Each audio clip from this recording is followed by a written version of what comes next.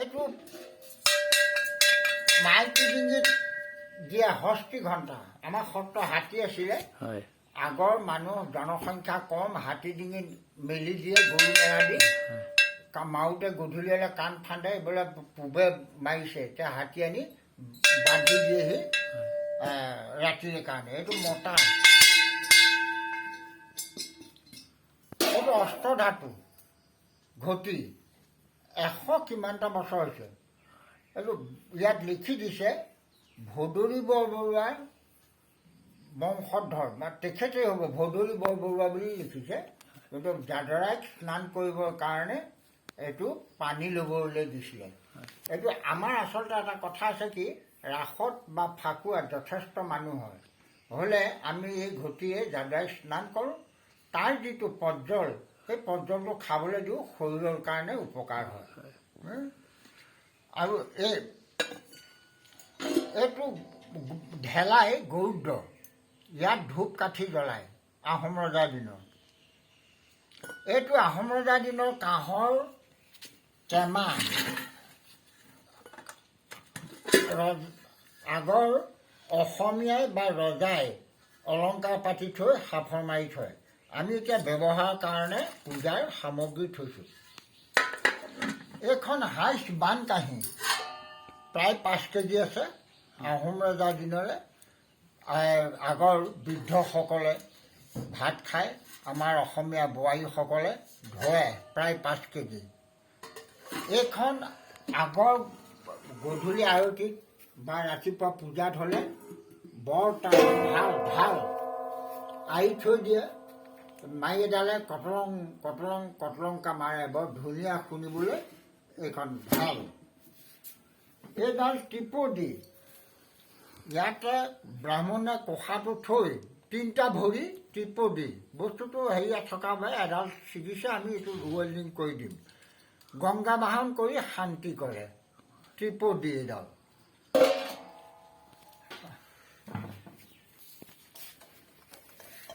এইটো আহোম ৰজাৰ দিনৰ পানী ঘড়ী, ইয়াত তলিত ফুটা এটা আছে, ইয়াত পানীটো দি দিয়ে, টোপ টোপ টোপ টোপকৈ পৰে। সেই যাৰ পাল পৰে ৰজাৰ দিনত তেওঁবিলাকে জানে যে 100 টোপালত 1 ঘণ্টা, সেইকাৰণে ৰজা খুন্দাকে দিনে নিশাই ঘাণ্টি মাৰি পেলাই তেওঁ ডিউটি কৰিছিলে। ইয়াৰ বংশধৰ আমি যেতিয়া দিৱাই প্ৰতিদিনত দিওঁ, তেতিয়া গোলাঘাটত বংশ বাতি পৰিয়াল উপাধিৰে গাঁও এখন আছে। তেখেতসকলে তেতিয়াহে কনফাৰ্ম হৈছে যে আমি ইয়াৰেই কাম কৰিছিলোঁ, উপাধিটোহে লিখিছোঁ। আহি পেলাই চাই গৈছেহি বাতি ঘড়ী। এইটো ৰজাৰ দিনৰে তামোল খুন্দা খুন্দনা, এইটো ইয়াত বনাইছে শিল্পীয়ে। এইটো ঘোঁৰাৰ পিঠিত মানুহ, এইটো জন্তু। ঘোঁৰাৰ পিঠিত উঠি মানুহটো ফুৰিবলৈ গৈছে, জন্তুটোৱে ঘোঁৰাটোক আক্ৰমণ কৰাত এই মাৰিডালে, মানুহটোৱে বাধা দিছে এই মাৰিডালে। সেইকাৰণে ঘোঁৰা মানুহ জন্তু। আকৌ চকু তামোল খুন্দিছে, তামোল খুন্দোতে বুঢ়ীয়ে উৱনি লৈ বুঢ়াৰ লগত কথাও পাতিছে আৰু মানে তামোলো খুন্দিছে, বুজিছেনে। আৰু এইটো মৌৰা চৰাই,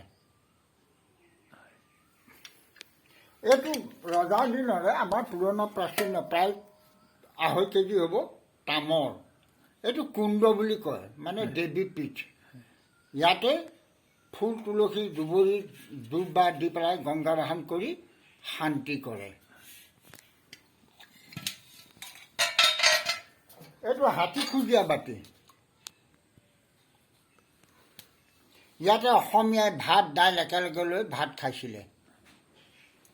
এইটো আগৰ বৃদ্ধ হ'লে বা গাঁৱৰ মুখীয়ালসকলে মোনা এটাতে তামোল পাণ লৈ, কটাৰী এখন লৈ, চূণ তুণ লৈ পেলাই এইটো টেমাতে মোনাতে ভৰাই লৈ ফুৰিবলৈ যায়। তামোল খাবলগীয়া হ'লে আগৰ তামোল খাই মকলিয়াই পেলাই ইয়াতে চূণ তুণ ভৰাই, এই মাৰিডালে পিহি কথাও পাতি থাকে, গৈ থাকে।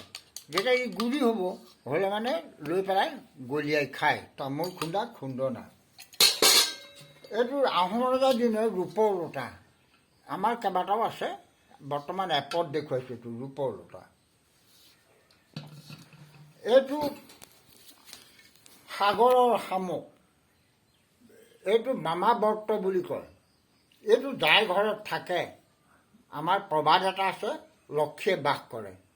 বৃহস্পতিবাৰে যদি চন্দন সানি বগা ফুল এটা দিব পাৰে, সেই ঘৰলৈ লক্ষী নিজে নিজে মানে অভাৱ নোহোৱাকৈ আহি থাকে।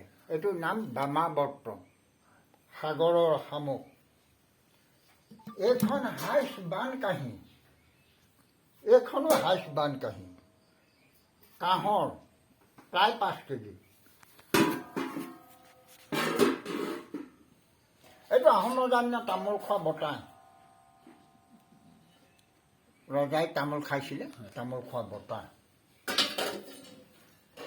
আমাৰ প্ৰবাদ মতে মণিয়ান দেৱান আমাৰ দক্ষিণপাটৰ শিষ্য আছিলে। প্ৰথম কলিকতালৈ যাওঁতে এইটো ইউনেস্কো নাম্বাৰিং কাঁহৰ খৰম এজন দিছিলে গুৰুক।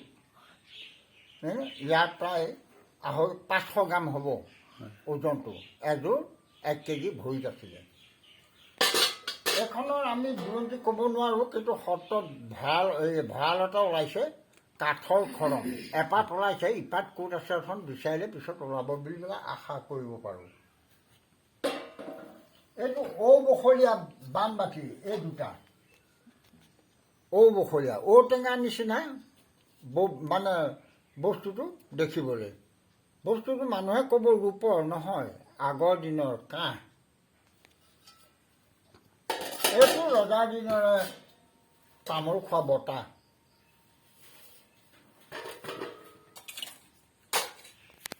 এইটো আমাৰ পোৱালীক দিয়ে, হস্তি ঘণ্টা, পোৱালীক দিয়ে, পোৱালী ডিঙিত দিয়ে, হস্তি ঘণ্টা। এইটো আহোম ৰজাৰ দিনৰ মীনা কৰা কলহ। বস্তুটো তামৰ, ৰূপৰ মীনা কৰা।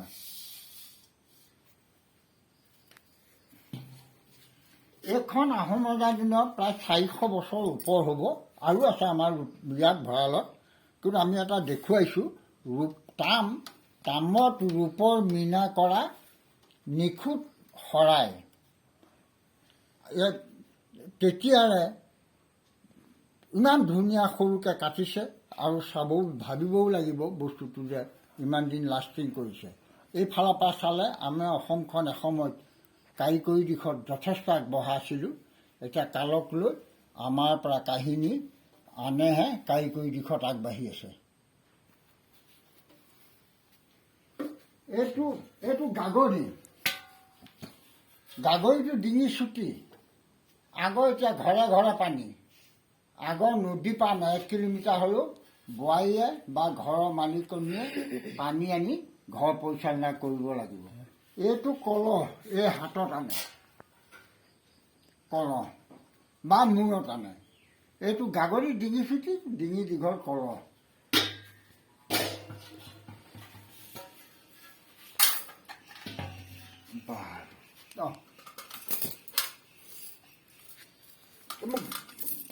গামখাৰু ৰজাৰ দিনৰে আমাৰ অসমীয়াৰ ঘৰে ঘৰে আছিলে, এতিয়া বিহুবিলাকত ব্যৱহাৰ কৰে।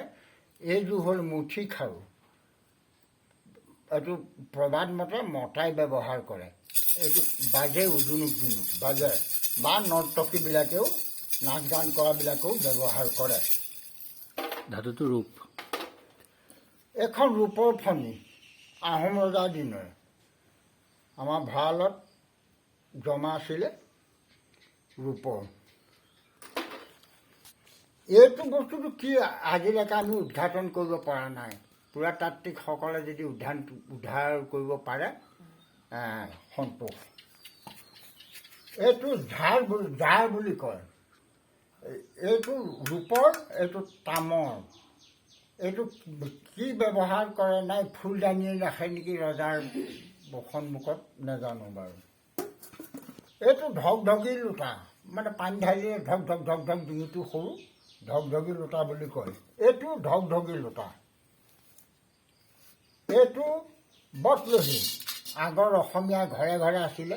ইয়াত ভাত দাইল বনাই পেলাই খাবলৈ বৰ সোৱাদ, আৰু গৰম হ'লে বেগেত ঠাণ্ডাও নহয়, নিসিজা দাইলো এইটোত দিলে সিজি যায়। বটলহি, এইটো বটলহি। এইটো ভোগ জনা, এইটো দুনুৰি, আহোম ৰজাৰ দিনত। ইয়াত আপোনাৰ দৰা কন্যাক গা ধুৱাবলগীয়া হ'লে ইয়াত চাউল দিয়ে, ৰূপৰ টকা এটা দিয়ে, তামোল পাণ এটা দিয়ে, চাকি এগছ দিয়ে। অকুমাৰী ছোৱালীয়ে মূৰত লৈ আইসকলে পাছে পাছে নাম গায়, নদীৰ পৰা বা পুখুৰীৰ পৰা পানী তুলি দৰা কন্যাক সুমংগল হ'বৰ কাৰণে মাংগলিক মানে পানী ঢালি গা ধুৱায়। এইবোৰ আহোম ৰজাৰ দিনৰ হোম মাৰি। এইডালৰ নাম চুৰুপা, এইডালৰ নাম চুৰুপি।